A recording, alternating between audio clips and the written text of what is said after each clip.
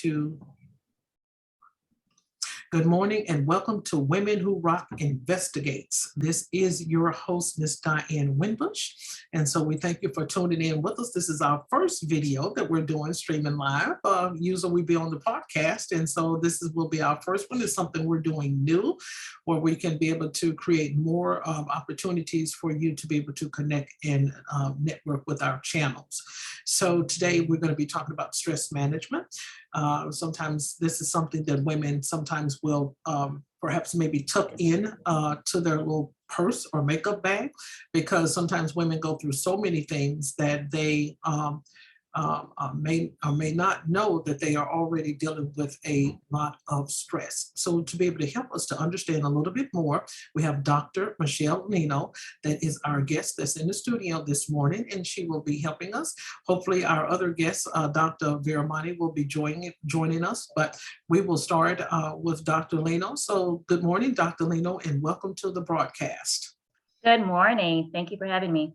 Great. So tell us a little bit about you. Tell us a little bit about you and what compelled you to be able to get into the, I look at a psychiatrist or a psychologist as medicine. So what was your desire to be able to impact the world, we would like to say, through your practice?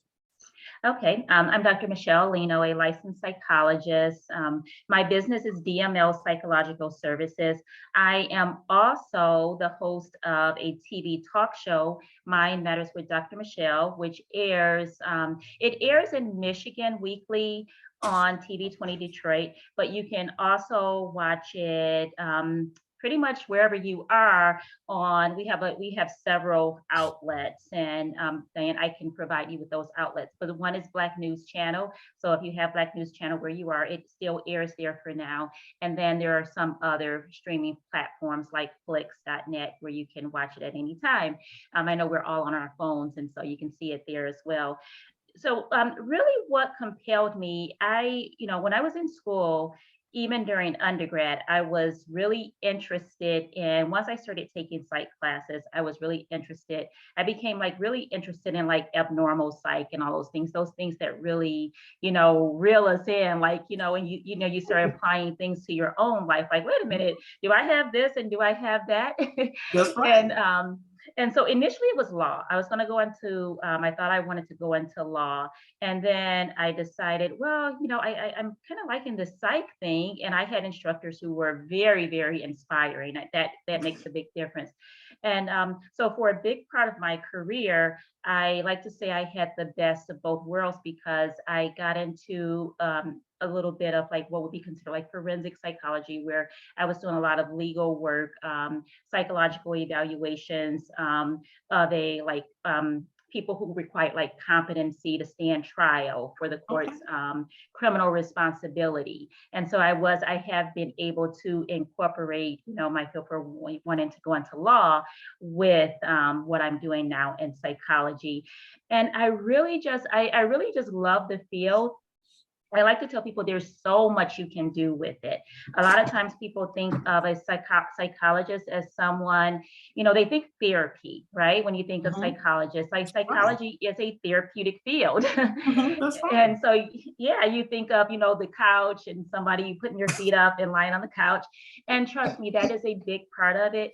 But there is so much more. I even tell people, even the tone you set in your house, the temperature that you like that makes you feel relaxed, the lighting in a place, all of that has to do with psychology. And so when you think of that and the workplace, I like to work with corporate America too, to let people know that, the way you have your business set up will definitely motivate people or have the opposite effect.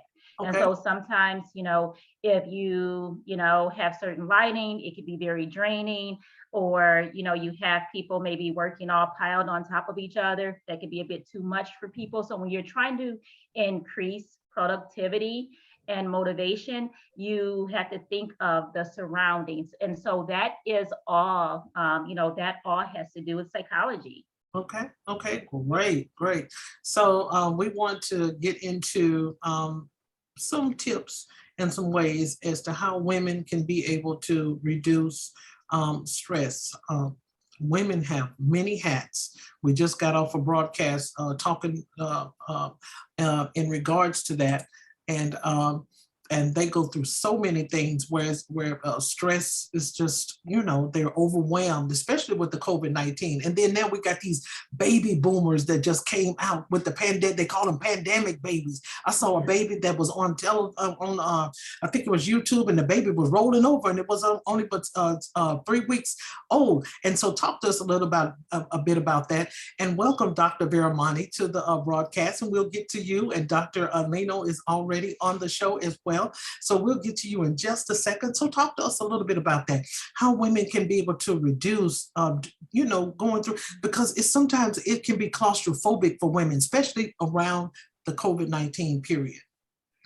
Yeah, so anything having to, let's just say, the pandemic was very stressful for most, and those of us in the mental health field, we're not immune. So understand, we were going through a lot of the same things. We were trying to find a way out, so to speak.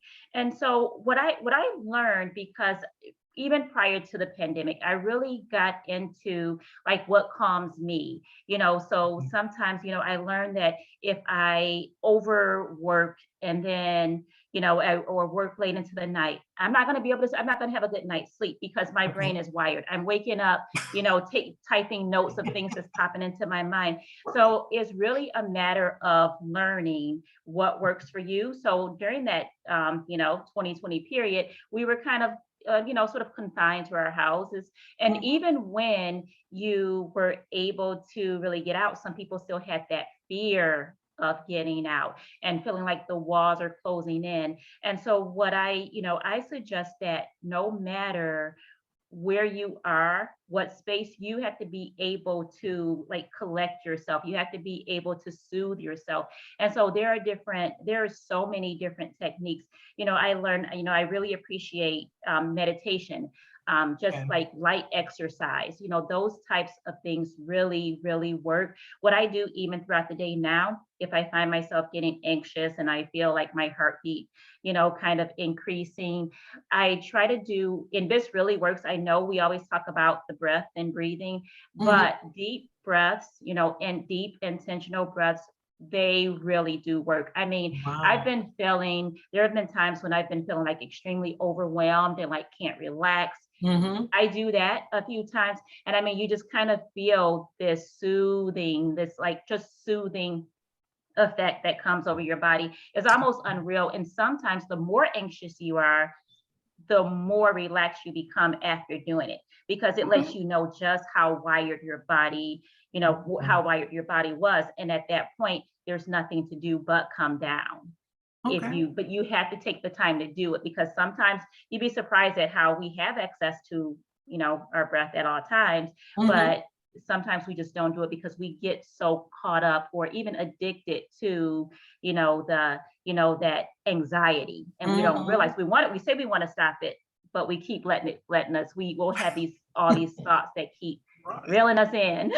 Right, absolutely, because I think back here, personally, me myself, back here about 2 or 3 years ago, I didn't even notice that for about 6 months I was wired up from like 3 o'clock in the morning doing stuff, typing on the computer, and then my stopping point was like at 6 o'clock in that afternoon. I was not even aware that I was just that far gone. That was too much. And so that's the reason why we're having the show. Got you experts on the show this morning to be able to help women to be able to move beyond some things, slow down, take a relaxation, maybe a vacation or something. And I'm not going to reveal all of that. That's the reason why you all are here, and I'm going to let you all be able to share it. So good morning, Dr. Monica Veramani. Welcome to the show. And thank you for being our guest. So tell us a little bit of introduction about you and your practice and what you do. So I'm a clinical psychologist. I specialize with mood, anxiety, and trauma. Background, I've worked with abused women and children, women in prison, men in prison, Center for Addiction Mental Health, just with anxiety disorders, Lakeridge Mental Health Center with children and families with anxiety, UHN, which is a brain and spinal cord injury facility, and so people who are paralyzed. I specialize with mood, anxiety, and trauma. I've done some military work, 9/11 work with responders, and I have a private practice in downtown Toronto in Canada. And Okay. during this pandemic, I also published a book called A Deeper Wellness for people to have a resource. A lot of people are not having access to treatment in these days, and a lot of people are struggling, even if they are in treatment, to not feel supported enough. And so I wanted to build some tools. So I have an online platform for people to kind of do some self-help in this workbook. But today, you know, we're in a time that people need a little bit of extra support. The pandemic triggered us to have a lot of fear of uncertainty, a lot of, you know, fear of the unknown, not sure how to deal with things. And we're creatures of habit. We like, you know, we don't like change. Right. And so change comes when you suffer.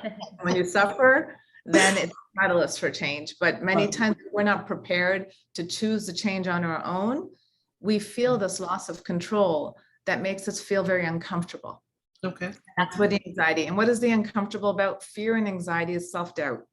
Can I handle it? And many of us start ruminating and thinking about things over and over with worries about, can I handle what shows up? Truth is, life is a series of experiences. We judge them as positive or negative. Mm-hmm. I think that mindset of like, life only brings me what I can handle, bring it on, good or bad, I can handle it. That confidence is lacking in today's times, and that makes stress higher. Stress is when your activity level surpasses your energy level. And so activity is physical and mental. And energy levels, well, you know, you have two options: bring down activity, but we got to support ourselves. We got to work. We got to take care of our families. So there's only so much you can bring down in activity. You got to then bring up energy levels. And I think this is what Dr. Lena was talking about. You know, there's 4 sources of energy: the food we eat. Are we bringing in regular, consistent nourishment and good nourishment, things that kind of keep you here? Most of us do this all day long, you know, coffee, stimulant, you know, fried foods or heavy foods, depressant. And then we got cigarettes, depressant, or weed. And then we got, you know, an espresso again, or sugar. And so we kind of go up and down, but we don't bring this healthy level of nutrition to really maintain your body and your brain. Second one, sleep, you know, making sure you get enough sleep. I had an acupuncturist once say, 8 hours work, 8 hours play, 8 hours sleep. So one healthy day looks like that, which many of us don't live. But that 1/3 of your life of sleep, are you getting quality? Do you have a comfortable place to rest in? Are you breaking up in the middle of the night to wake up a lot? Do you need to explore maybe like sleep apnea or other problems that are hindering your quality of sleep? Are you rested in the morning? Third one is exercise and breathing. You know, are we getting enough air? When you're young and babies, you do a belly breath. And as you grow, you do short and shallow. And so you're rushing around in that hustle bustle, hamster on the wheel. It's nice for you to pay attention. You know, do I do some cardio? Do I do some breathing exercises? What do I do to get myself to have enough air to just relax? And the fourth one is calm state of mind. Are you dealing with things that bother you? Relationship problems, self-esteem issues, anxiety that is problematic. And so today's stress levels are high. Okay. So now I have another question for you. I had the opportunity of probably about almost 15 years ago to work in the correctional institution as well. So, you know, for other psychologists, physicians, doctors, it's a lot of medical staff that works behind those prison bars, more than what people on the outside can be able to understand. So help the other audience in the medical field to be able to have resources and tools, because I'm serious. I saw this psychiatrist was in there, and he had listened to so many cases. I think it was like 40 of them. And I'm like, it seemed like it got the best of him, because you could see the stress upon him. And I'm like, do you need to go behind the bars? Okay. And then let the prisoners take your position, because he seems like it was just, you know, a repetitive thing and what have you. And so I want you to be able to share that with other physicians that perhaps maybe work in the same field as yourself, because sometimes something got to change. If I look like I need to be committed with them, I don't allow too much to come up on me. Yeah, no, it's a good point. And, you know, we have to have compassion in today's times, whether, you know, in facilities or first responders. A lot of people were overworking. our nurses, our doctors, you know, in facilities, mental health treatment and resources were closed during our lockdown. A lot of people struggled with getting the resources and the support to feel healthy. Mhm. And the one advice I give people who are professional or not, like regardless of the capacity you're working in, don't give from your well, give from your overflow. Okay. You got to take care of you before you take care of Right. others. Many of us are raised, especially as women, many of us are raised with this, take care of everybody, people please, Mhm. put others ahead of ourselves. We're a good person if we take care of everybody. If somebody asks me for help, I want to be that person who's there for them. But are you giving from an empty well? Are you giving from a reserve that you actually can do it without wow. detriment to your own health? Mhm. Many of us need to recognize that, especially in demanding jobs, like you mentioned. When you are surrounded with a lot of negativity or surrounded by people that are anxious, depressed, there is an energy that comes with it. And so you have to work on your own groundedness. If you ain't healthy, you ain't going to be helping anybody in your family or the outer circles of your workplaces. And so many times I see it as a ripple effect. I always say when you're in pain or anxious or depressed, you spill over onto others. Okay. Okay. But when you're in health, you also spill over onto others. Okay. And so let's try to look at our spillage. Are we rippling effect health and positivity and like, hey, you do the best you can with what you have. And if you have to say no to save your reserves or to get a little more rest, it's okay. That person will find another person, or, you know, you got to learn how to have boundaries for yourself so that you're not giving from a reserve that is kind of depleted. Okay. And most of us professionals, especially in healthcare, you know, where we're helping people, we feel this intrinsic need to overextend and be there for people who are suffering that we label as Right. worse than us. But Right. no, we're all in the same boat. We're all perfect and a work in progress, and we're all fine tuning to be better. And if you're not there, one of my spiritual lessons is if I'm not there for someone because I'm taking care of me, someone else out there will take care of that person. You got to Okay. humble yourself to realize that we're all interconnected. We're all helping each other out. But if I'm not at my ultimate highest and best, I ain't going to be good to other people. Okay, absolutely, absolutely. So with this next question, of course, it's going to be a disclaimer that is attached to the show on today. And we have talked about this topic, not in a negative way, because we're not here to be judgmental, but on the last 3 or 4 of our shows, the last, couple of weeks, we have been talking about and this is important as well. This can be able to help some of and we just got off a show talking about this just a few minutes ago.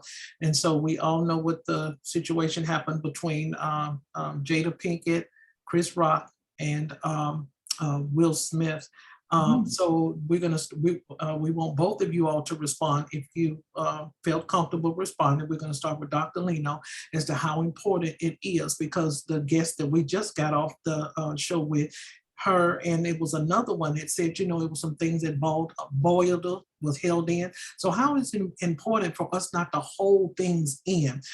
Take for instance, if we know that there are a lot of scrutiny that's going on in the background or in our past, or someone has said this or did this and what have you, and we just hold it in. We just hold all of these negative things that people have said or what have you, and no one can be able to tell anyone else, Will Smith, how he should have handled that.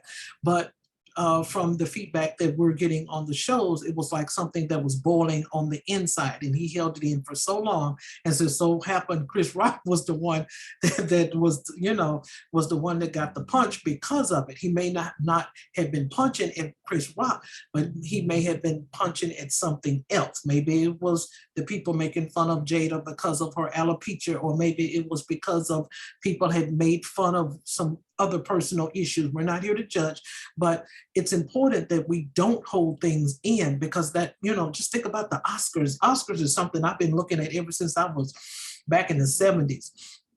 And so this has been something that's has tarnished his reputation. I'm just going to be honest with you. And it has tarnished the Oscars as well. Okay. So kind of share with us, how we need to release the stress. If something is going on, we need to release it, or we need to go and find help, such as the both of you, that provides help for the public sector when they need counseling and need someone to be able to talk to.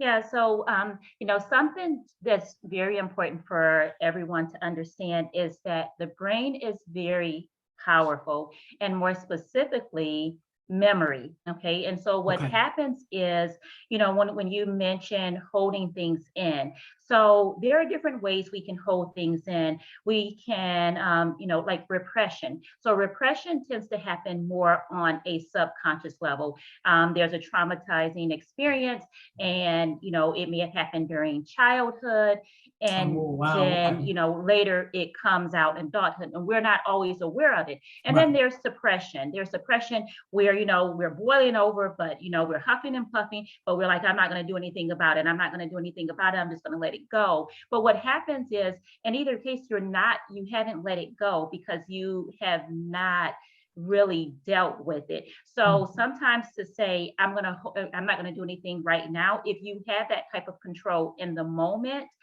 that's wonderful, because you're not going to react. You're going to have Mhm. time to use that rational part of your brain to think it through.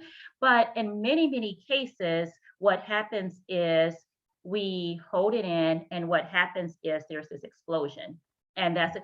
And at that point, people will feel like they had no control. Now they look like, if you saw Will Smith, it looked like he was in full control, because what happened is we saw him, get up from his seat, walk up there. But people also, that have blackouts, if you have a Oh, blackout wow. from, alcohol intoxication, you can Okay. also look in control, because blackout is not the same as passing out. So a blackout, you can, go from Mhm. point A to Z, and not remember anything hours later, but everybody's telling you what happened. And so people question your ability to have that control.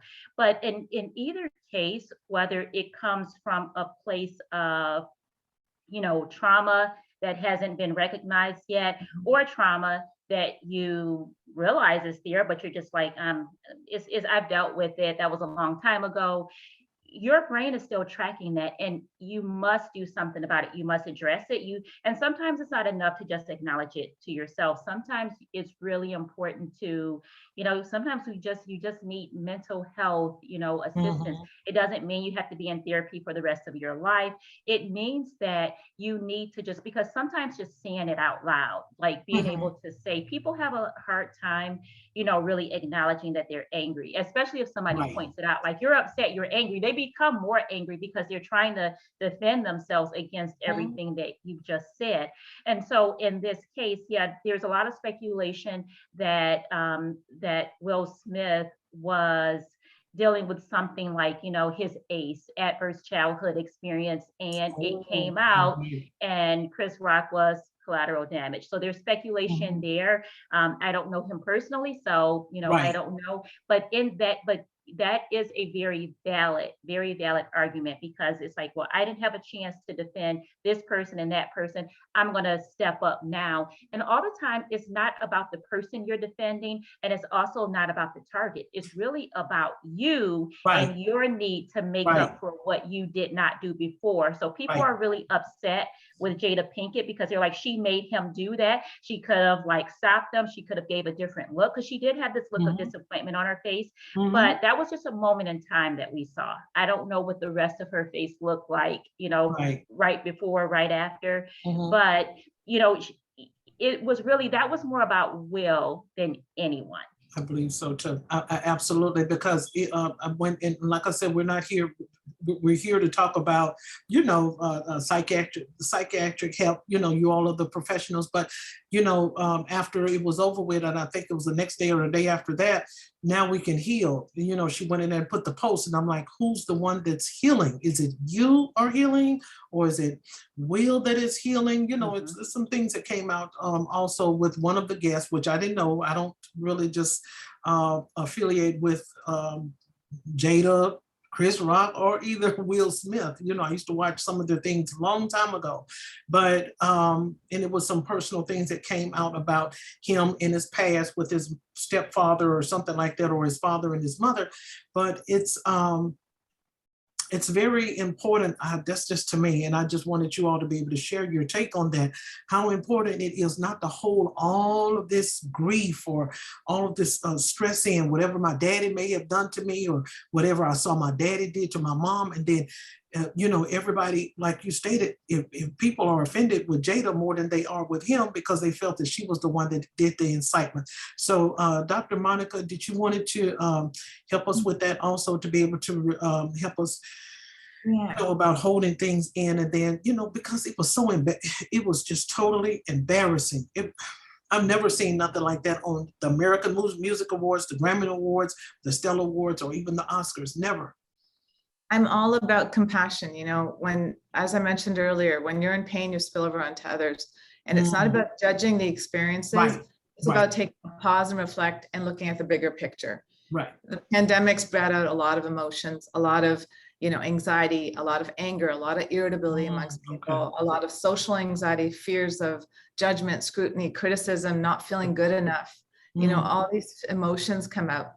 It's not about what happened. I think we all have a takeaway from what happened, that we all need to take more time to reflect on what's really going on within us. Are we in healthy states of our mental health? A lot of focus is on our physical health, working out, taking care of the body, but your mind is just as important to take care of. And this was a good example for people to realize anger, happy, sad, nervous, these are all blanket words, as I call them. What's underneath the blanket? Like all the things about you that trigger anger. Anger can come from love. Anger can come from feeling not good enough. Anger can stem from feeling betrayed, shame, guilt. Anger can stem from feeling bored, lonely, stupid, not capable, not competent, feeling, you know, insufficient, taken advantage of, a victim. And so many times anger is just a blanket word. It doesn't give you context of really what's going on within that person. But if you break it down and process what's really going on, there's all these beautiful words about your insecurities, your inadequacies, you being hard on yourself. And so many times, you know, that's his work, and that's everybody's work that was affected by this, to go inwards and say, what was triggered? That anger was just a display. Like I said, you're in pain, you spill over onto others. What's the pain about? What are you feeling? Are you feeling like I need to stand up for myself now? And, you know, Dr. Leno did a great job to explain, you know, there is probably more history here. And so it's important for us to recognize it's not about judging what happened. It's about each of us looking at what did it trigger for yourself. That's right. Take this as a moment of compassion. Wow, somebody that we thought was, you know, in control. Look, there's other things going on. That was a perfect example. Don't judge a book by its cover. Many times we need to realize, each and every one of us during the pandemic, during our life, during managing responsibilities, have another story of what's brewing inside. And so let's have compassion for one another. A lot of us got disconnected with the last few years. It's nice for us to pause and reflect and be like, okay, you know what? Everybody's got things going on the inside. Let's have compassion for one another. It's not about judgment. Hopefully we'll get the help to work through whatever that was. But I think each of us got a mirror of like, wow, am I going through stuff that I'm not acknowledging? Am I angry and irritable at times, but there's so many other things underneath it? And am I in pain spilling over onto others? Who do you spill over onto? The people who are close to you. And so, you know, what the context doesn't matter. I think we all have a takeaway of one, having compassion. Wow, people do have a lot going on within them, and it does come out in angry ways, or it comes out in other ways, like anger turned inwards is depression. Sometimes you're taking it out on yourself. Anger outwards, we know what that looks like with aggression at times, and being, you know, hard on others. But it is important for us to take a moment and pause and reflect to say, okay, what came up for me? It's not about everybody else. Sometimes it's nice for us to reflect and say that can happen to anybody. That's true. We have a lot going on the inside. Let's just have compassion versus being angry, judgmental. You know, 2 reasons we suffer in life. We don't accept people as they are, including ourselves, and we don't accept situations as they are. And acceptance comes with compassion. That's right. We're all human. We got human emotions here. Yeah, absolutely. The anger, what's underneath it? And so to me, it's more about that, and all of us noticing our reactions what's underneath that too. Absolutely, absolutely. It was just kind of a sad situation. Just, wished it would have went a little bit, in a different way. We all kind of have outbreaks, in the private sector, but it's kind of a little heartbreaking when you see it on the outward, sector and things too. I sympathize for all three of them. I didn't get in. I don't do any post about anybody. I let everybody try to heal on their own. So, just wanted to kind of bring that up, and then also be able to share with the women as to how they can be able to diffuse before they take it to the public. It's very, very important. So this is something else we want to talk about, and I don't know if you all use this in your practice, but of course we have unlicensed uh, individuals that have probably like millions of followers on YouTube and Instagram. So we want to talk about ASMR. That is something of a tool that, and sometimes I may, entangle with it as well as a stress release for me sometimes, not every day or not every week or every month. And so we're going to start with Dr. Nino, Dr. Michelle, if she would kind of explain to the audience, if she would, a bit about ASMR and what it entails. Because I was thinking, I'm like, now, how can a person unlicensed be able to have those many followers? I mean, you need to go to a professional, but apparently it works. Yeah, so ASMR, so let me say that it is like a TikTok, YouTube, and I mean, you name it, social media sensation.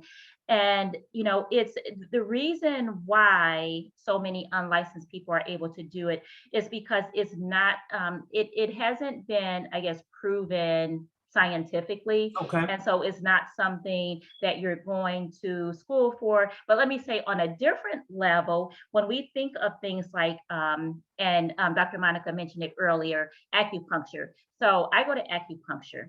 And there's always, every time I go, no matter what area she's working on, and I do this regularly, and I do acupuncture as well as I have a holistic chiropractor. And I'll say that they both do something. And so with acupuncture, she's always like, there's always a needle like at the top of my head, no matter what I'm going in for. It could be a sinus issue or whatever, but she always Wow. places, and I guess that's like a major energy zone.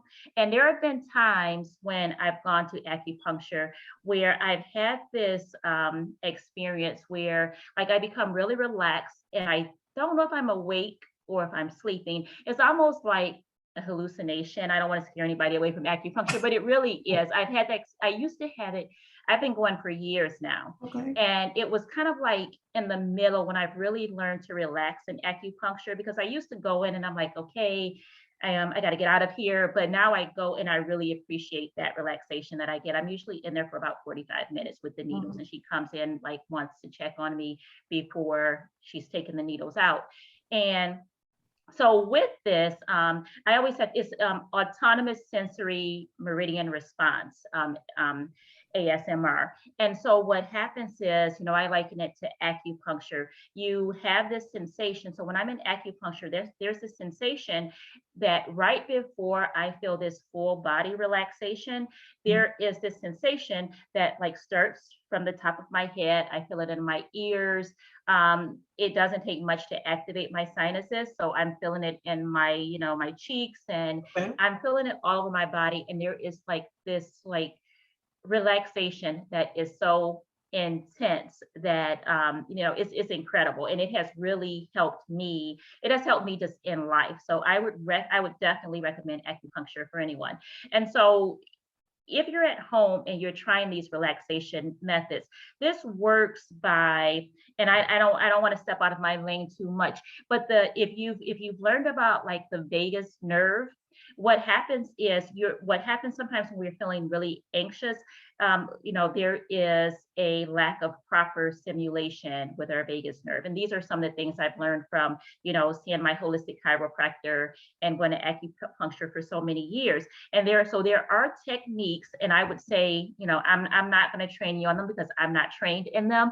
So I would say if you want to go to YouTube and check them out and like Google vagus nerve, you'll kind of learn how you can relax yourself instantly. I mentioned like the deep breathing earlier, but there are techniques, there are areas on your body that you could like just touch and instantly soothe if you're feeling like overwhelmed, if you're Okay. feeling anxious, if you're feeling like, I don't know if anyone has ever experienced this, and it has happened to me. And there were times when I couldn't figure out what was going on. I thought it was like, as Dr. Monica mentioned earlier, like too much coffee. I drink coffee, but I don't drink it all throughout the day. So I thought, and so Mm. there was this sensation where I would feel like jittery throughout my body. Mhm, And mhm. I have it throughout the year. And I always connect. And then I started learning about how your sinuses, like your sinus area, can affect your entire body.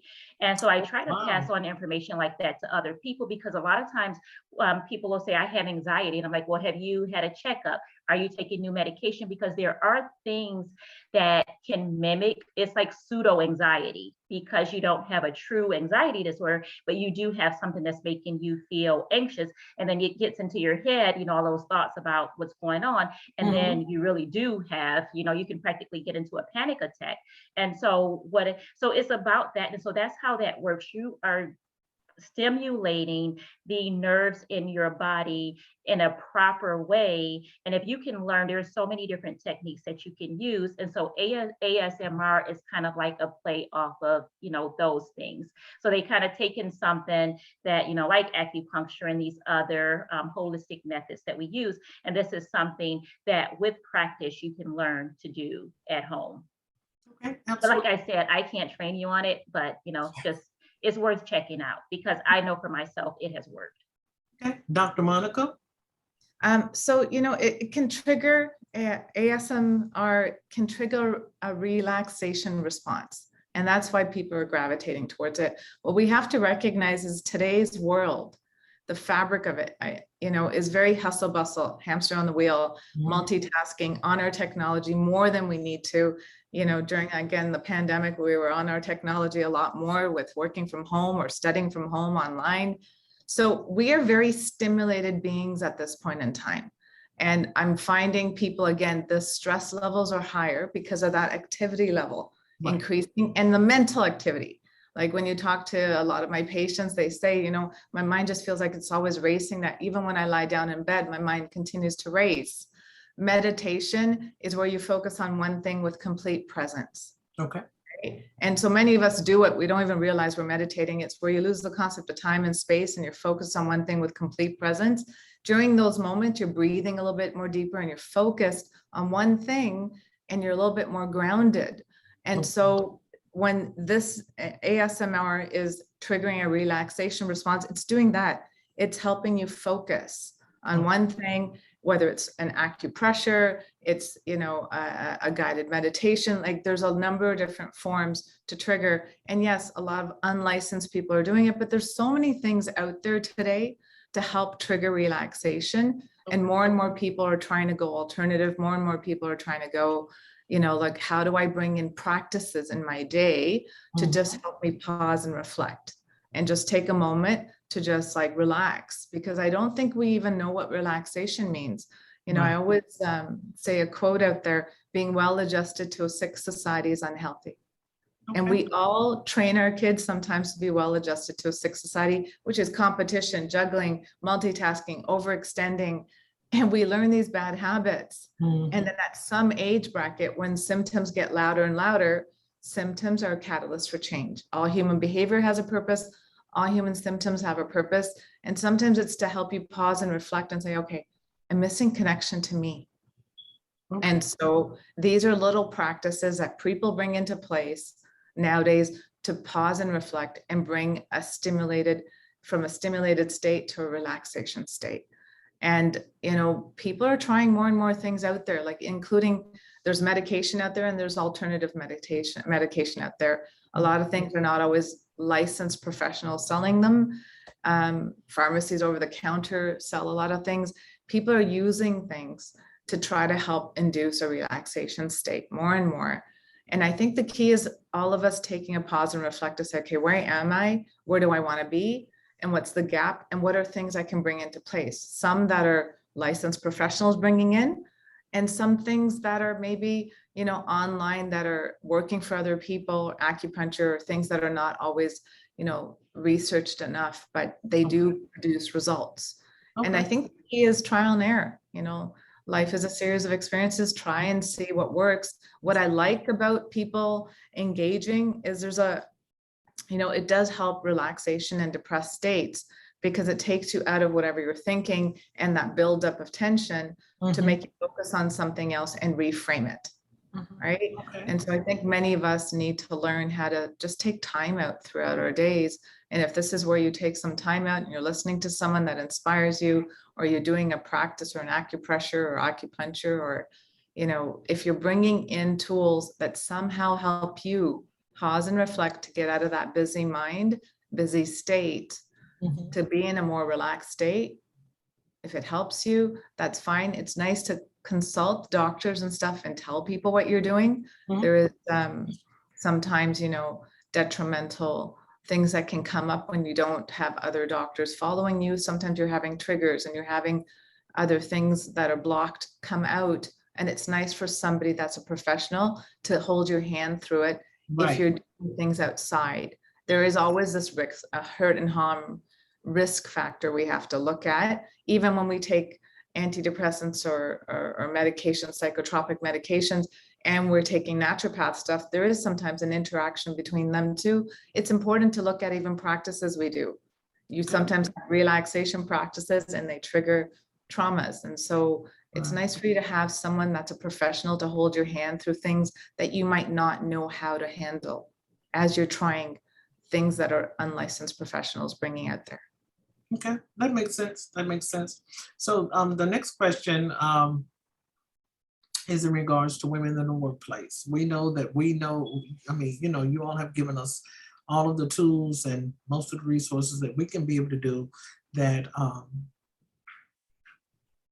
are beyond the workplace. So take, for instance, if it's a woman, it's a female, she's a marketing, guru or what have you on her job. She stays stressed out. What type of information, I'm gonna start with Dr. Lino, what type of information would you be able to give to a woman? Do she needs to start before she goes to work to try to release the stress? Because a lot of times when you're on those top levels in corporate America, you have a lot of things that are going on. You're trying to meet a lot of deadlines. You're trying to make sure that you're meeting all these emails and stuff. You go to all of these emails, you got 50 emails to answer per day. And so now she's already stressed out. And so she's worked up, she's charged, she's energized, and she got to go back and do the same thing again tomorrow. So what would you say to a professional corporate America woman, female or male? We have men on the show sometime too. What would you say to them? What can they be able to, what types of tips that they can be able to utilize before going into, getting the boss coffee, getting started up in the day, for their job? Some women are even intimidated because they work in a male dominant, atmosphere. Yeah. There's a lot of things that be going on. And so what would you bring to the table in regards to that, or how women can be able to diffuse stress in that way? I believe in setting your intentions first thing in the morning. Now, of course, there are things throughout your day that can catch you off guard. So I'm big on rituals, okay? And so when I first wake up in the morning, I, think about what it is that I want to accomplish. I have things that I have a little journal, and it doesn't have to be anything official, but I have, for me, I have a little journal next to my bed, and I write things down. I write positive affirmations, and I do this every single morning. I do it at night before I go to bed. But what happens is when you know what your intentions are, I think about what I want to accomplish. I think about what it is that I need to do. And it's not something that I make myself, it's not rigid, because we remember the idea is to alleviate stress, not create stress. So right. There may be things that I want to accomplish that I may not be able to accomplish in that day, but if it's important enough, it goes on my list the next day. And before I even leave home, I've already had, my form of meditation. And so that when I'm getting to the point of interacting with other people, I'm already starting from a place of peace, so to speak.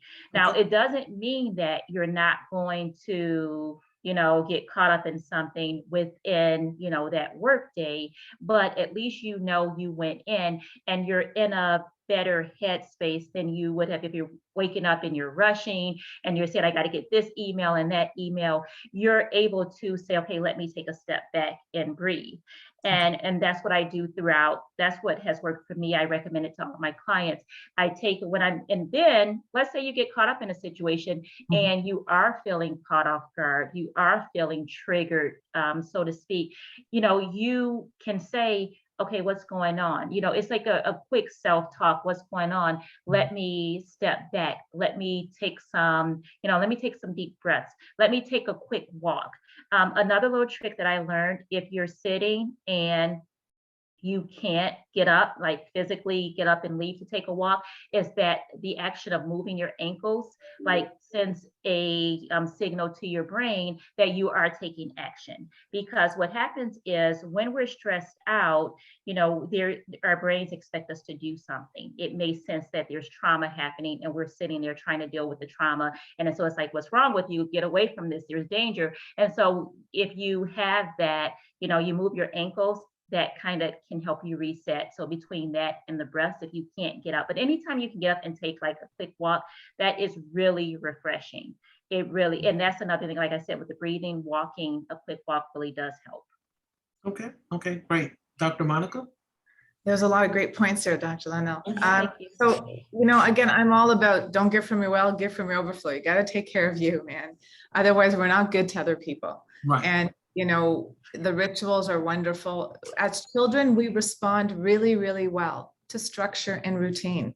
And even as adults, you feel more in control when you got some routine and structure in your life. And so I always try to talk to people and patients about building in some routine structure with healthy habits. And that could be the rituals, and that could be also just meals, meal plan days, knowing what you're eating so that you don't have to overthink it and you're not rushing and you're not grabbing something because you're not prepared. And, you feel a little bit more in control when certain things in your day are already scheduled. Okay. And then the other big one is, as executives and people in higher up positions or at any level, we're exhausted by work. We're overworked in today's world, and we're overworked even just by going home and being expected to respond to emails on our phones. It's not about the stress level coming at you. It's really about you feeling confident at dealing with the stress level coming at you. And so I wake up in the morning and I have no idea if there's like 100 emails overnight or if there's 50 emails overnight. And it's not about what's coming at me. It's really about me pausing and reflecting. Wow. And good or bad, life only gives me what I can handle. Confidence is learned behavior. And it's about you believing in your skill set. To date, whatever I've gone through as a middle-aged woman, I know I've handled whatever's shown up, even if I feel like I didn't handle it with dignity and the best way I could have. I have to give myself credit and pat myself on the back that I've handled whatever's shown up. And that gives you a little bit of courage that whatever shows up, I'll handle it. Second thing is make sure you have gaps in your life for play, for fun. If your whole day is the hamster on the wheel and you're grinding all day and you're full of responsibilities and you don't have many gaps for joy, it makes it hard to wake up in the morning and look forward to your day. One reason why people have morning anxiety and stress is they don't look forward to their day. But if I have a salsa class later on, if I, booked a phone call with a friend that I, have tons of like giggles with, if I know I'm going to watch a favorite episode of my Netflix series I'm hooked on right now, if I know I'm eating a treat that I bought over the weekend that I'm going to have during my lunch break or snack break, if I'm doing little things like a bubble bath tonight to just decompress, if I've scheduled little fun things to bring me joy, then amongst the responsibilities, I have things to look forward to that lift me. And it's important for us to start adding in more self-care processes, more little things that bring me joy and gratitude.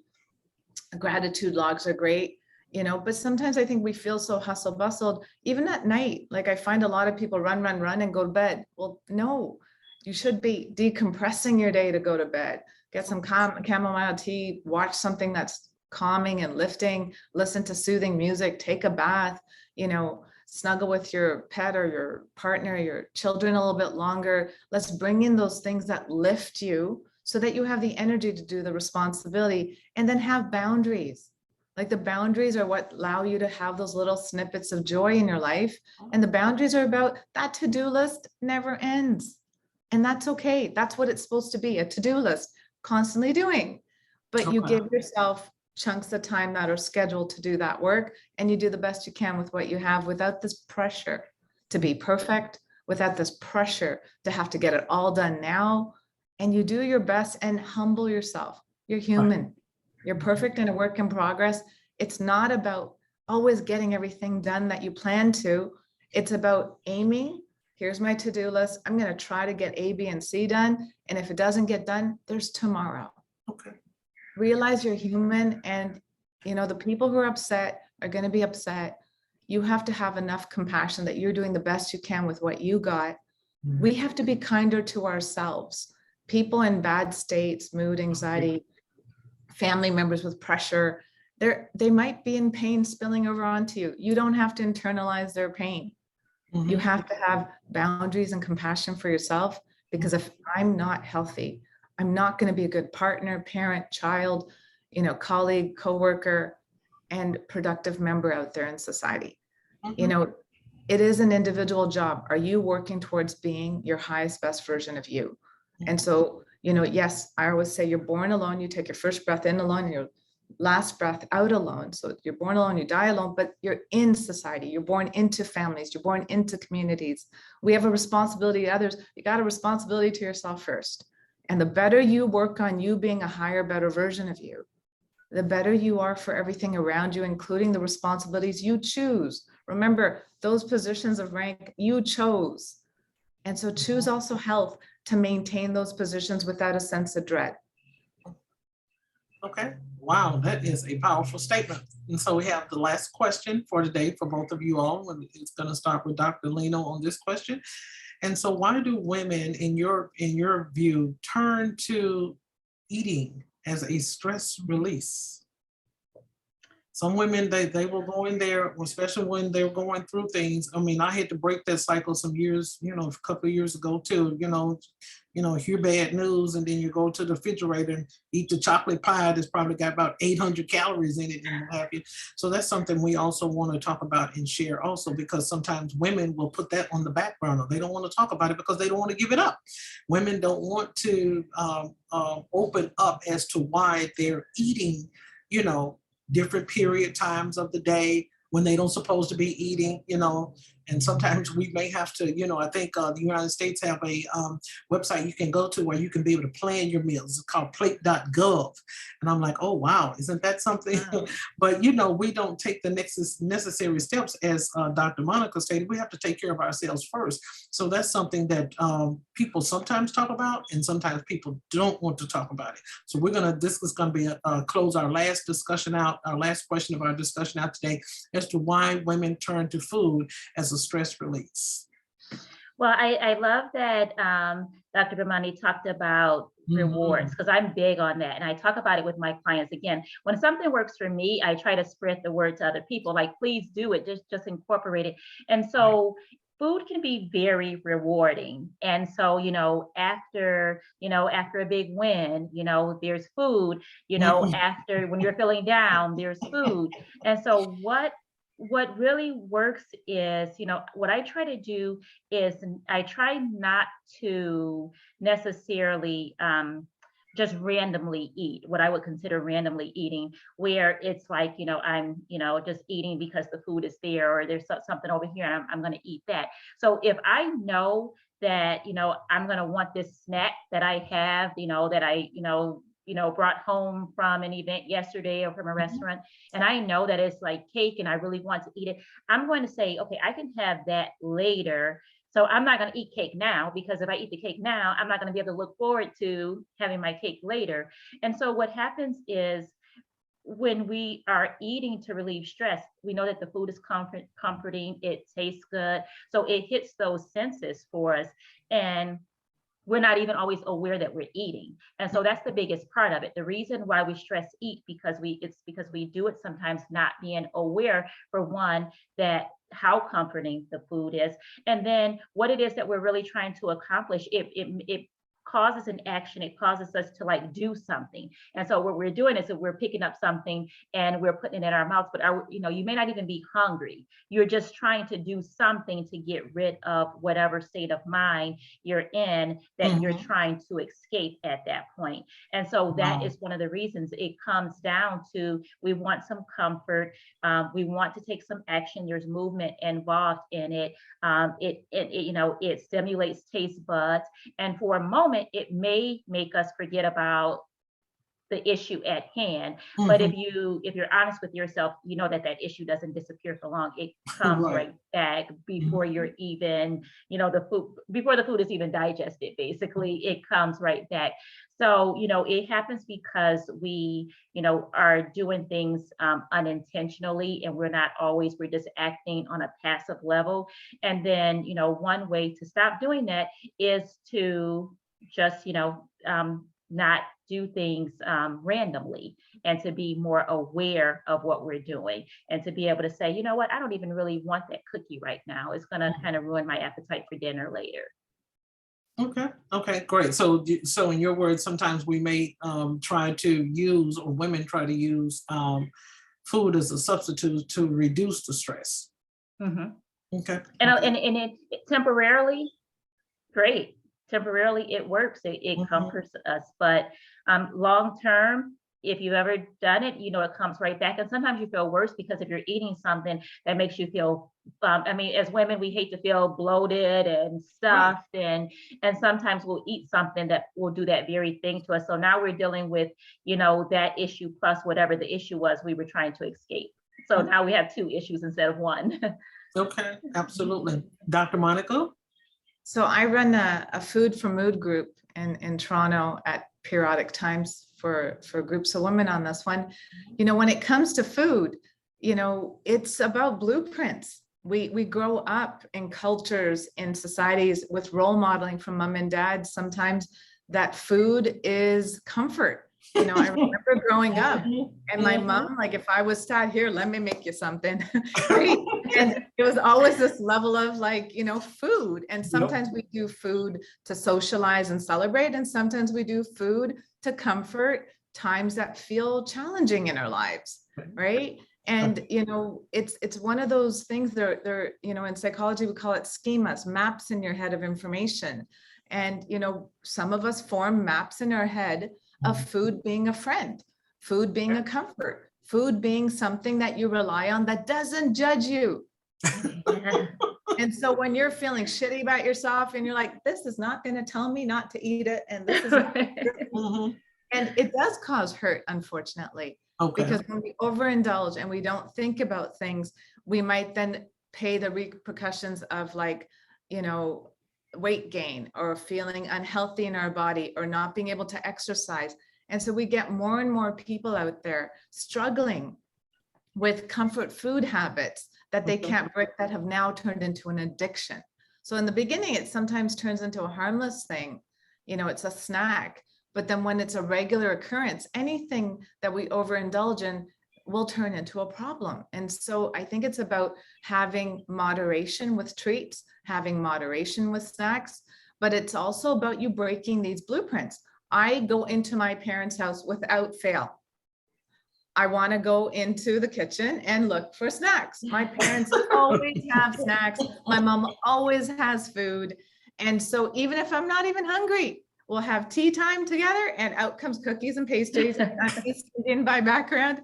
We have always sweets. My dad has a sweet tooth, and I won't have it in my own home. But when I walk into their home, I'll have a treat. Okay. And the nice thing is I recognize it. There's something about, I walk into that home, I grew up here, and there's that familiarity of treats and celebrating and eating together. And we always eat together. And so what I've learned is this is a concept my mom really lives by, but it doesn't have to be my concept. As children, you're born 0 to 10 learning patterns from our parents. learning values. Mom works a lot, work's a value. Dad cleans a lot, cleaning's a value, whatever. But then at some point in your 20s, 30s, 40s, like you need to reflect back and go, okay, this worked for me once, or this was my mom's value that I've taken on as my own, but it's not working for my life and my goals and who I want to be.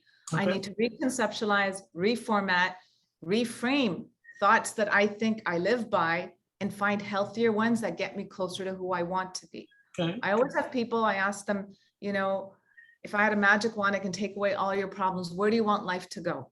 And my goal is to take you as a therapist from where you are to where you want to go. This gap or symptoms, physical symptoms, negative thoughts and maps you hold on to, that belief systems and negative behaviors you do that in your heart are not always healthy, but you feel like they're an addiction or condition now that you're just so stuck in that root of relying on it, you don't know how to break it.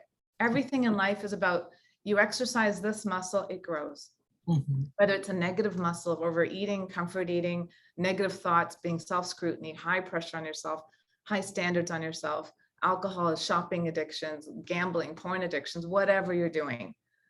It's about replacing one thought with the other, exercising a new muscle. But that sometimes takes hand holding, guys.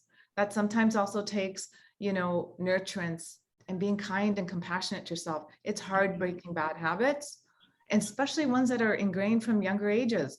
And so family, society, these things like really hold on socially. I know a lot of people who try to quit alcohol, but whenever they're on a social get together, need to have a cocktail.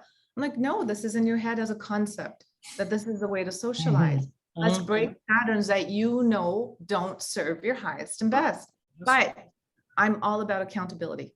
It's great to get an accountability friend, get a therapist, have a parent or a partner and say, hey, let's do this together. Let me share with you my goals, and I'm sharing it with you for accountability. And let's try really hard. I have patients who email me daily a log on things that they're accountable with. And they're like, win for today. I did all of these and learned for the day. This was hard today. And I learned that this was hard because I had this trigger for it. I do the same thing with 4 girlfriends on a WhatsApp chat. During the pandemic, we all try to get healthier. Every night we send a list of agreements that we want to hold on to: gratitude log, breathing, meditation, exercise, eating on plan, whatever it is. And every day we send ourselves in the morning, win for yesterday or learn for yesterday, and here's my new ones. And it's more just that accountability. I'm pausing, reflecting, and I'm paying attention to what's really going on. And I'm taking charge of what I don't like about my life that I want to change, so that this muscle can get weaker and I can exercise a muscle that's healthier and better for my highest and best. Wow. Too awesome. That's too awesome. Absolutely. Ladies, we have enjoyed the both of you all today. You have poured out so much for women in the workforce. And this is just not for women in the workforce. This is for the women who, they got it out now. They call them pandemic babies. These are for those mothers, too. And also for women that have, businesses at home. But mostly our audience is geared towards actors and corporate America women.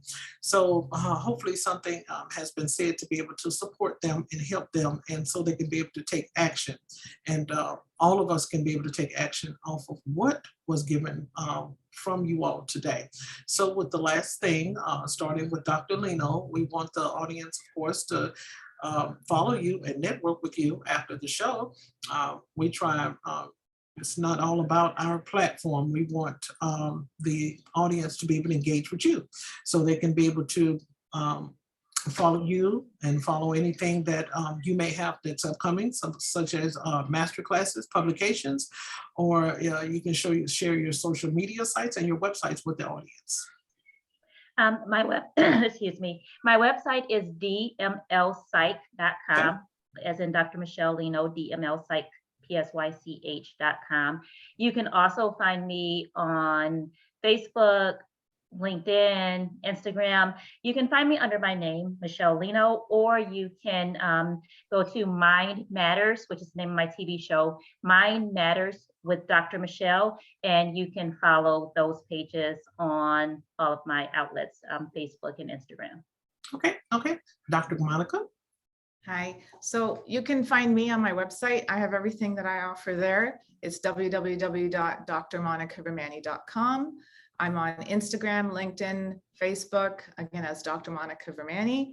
I also have a new book, A Deeper Wellness, which is a workbook and handout. There's psychoeducation, as well as exercises that are self-reflective to really help you work on deeper levels of healing for yourself, mood, anxiety, stress, and traumas. This book, I've worked hard to make it applicable to any age bracket and gender, and working on yourself to be a higher, better version of yourself. There's also an online platform that you can find on my website that will correspond with it if you want to have some individual work as a self-help platform with exercises. But the book you can find on my website, drmonicavermani.com, or www.book-a-deeperwellness.com. Okay, great. Once again, we have enjoyed you all, both of you, of the information that you have shared with us in regards into psychology, ASMR. You've shared a lot of tips and resources about, about stress reduction and stress management. And we thank you so much for taking your time out to be our guest on today. And so, audience, you know where we're going next week, Tuesday, 9:00 a.m., right back in the studio. So everyone have a wonderful day. Thank you. Thank you very much.